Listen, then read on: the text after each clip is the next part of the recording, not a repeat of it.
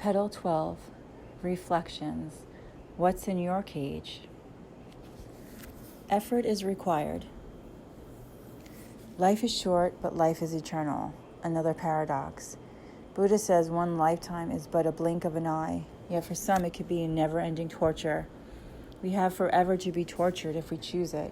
We also have forever to live beautiful, happy, peaceful, fulfilled lives. It's up to us, always, free will choice. In every moment, we are either adding to the light of the world or creating life, or adding to the darkness and perpetuating the suffering. What are you dialed into? The noise in your mind or the divine guidance in your heart? We are not here to suffer. Don't listen to Murphy, whoever he was. You can't walk ahead looking backward. Release the past. It's only suffocating you. Forgive and let go and embrace the new. Past future orientation will only bring you suffering and anxiety. Stay in the present moment. You are the creator. When I start to go down that road of negativity, I stop myself and say, Creator, what are you creating? Vitality, vigilance, and self-reinforcement is needed to stay awake and pull ourselves out of the quagmire of the fear-based collective consciousness of sleeping humanity. In the deepest core of our being, we know there is no separation, that we are all one.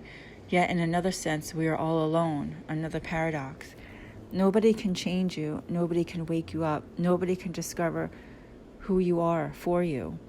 As long as we're relying on somebody else, on an external authority for the answers, we will continue to be confused, lost, and asleep.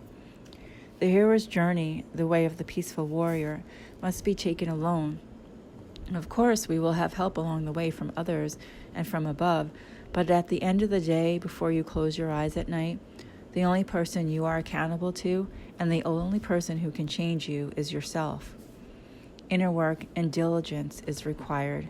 This path is not for the faint of heart. Since you are the one person you are guaranteed to be with forever and through eternity, loving yourself, liking yourself, accepting yourself, and being your best friend is a good place to start. Reflections. So maybe you've been journaling as you've been listening to my book. And if you haven't, it's not too late. So here are some questions that I put at the end of my book. I call them reflections that you can write in your journal and reflect on it, write about it, pray on it, meditate on it.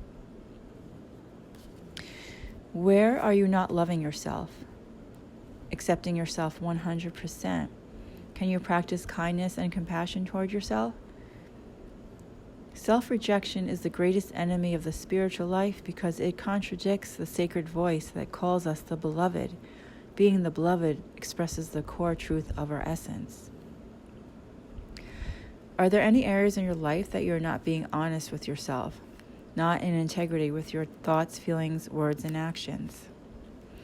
Can you write down your strengths and all the positive traits about yourself?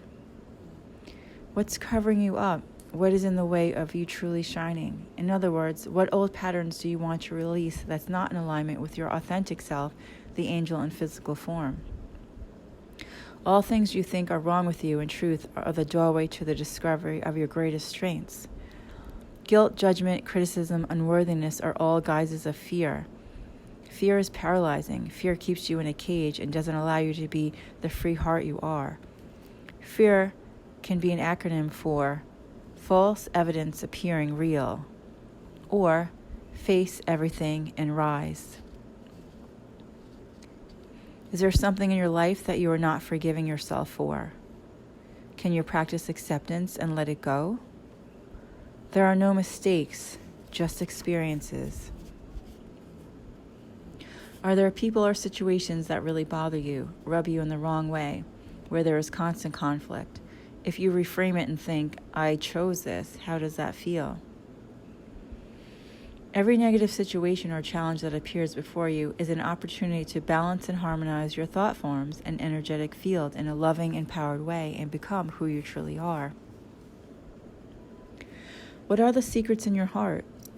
If time and money wasn't an issue, what would you do that makes your heart sing?